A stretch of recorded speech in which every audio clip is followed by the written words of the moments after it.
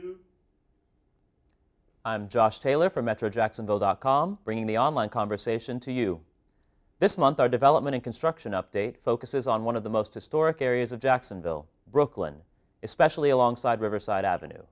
Before the development of the streetcar suburb of Riverside, Brooklyn flourished as one of downtown's most spectacular districts.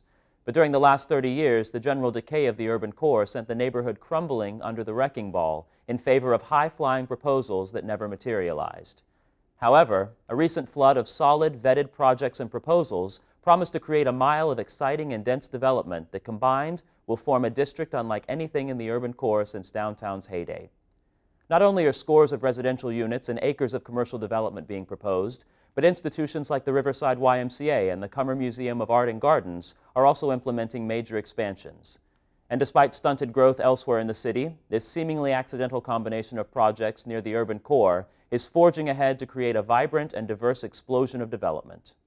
First off is 220 Riverside, a 294-unit, 7-story multifamily housing development with 18,000 square feet of retail space, all centered around a community park. This $39.5 million project is currently under construction after breaking ground earlier this year. Also being proposed is Riverside Place, which will feature 310 multifamily units in 4 separate 4-story buildings. Developers have also proposed Brooklyn Retail as part of that project, over 50,000 square feet of retail anchored by a proposed grocery store, pharmacy, and several restaurants. Which brings us to the new Riverside Y, a 3-story, 85,000 square foot facility which will include new park space facing the Riverwalk. These $21 million new digs will replace the aging YMCA complex along Riverside Avenue.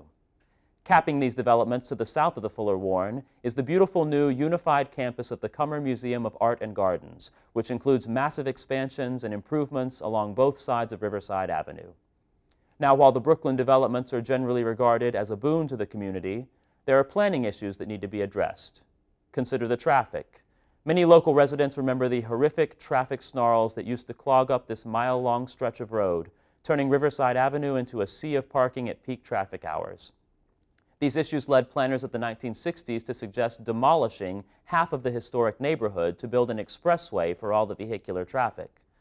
While the new development will bring exciting new options and an urban lifestyle to the entire area, they will not solve those old problems. In fact, they will result in even more serious transportation issues than the ones historically faced by the neighborhood. Combined, the residential projects will be adding more than 600 units, which could mean more than 1,000 additional daily drivers. And while little to no planning has taken place to address this coming Carmageddon in Riverside, there are simple solutions which should be looked at now to avoid very expensive options later. Planners have pointed out the presence of a Skyway facility bordering the new district, a service building with capabilities to serve as a full-fledged station.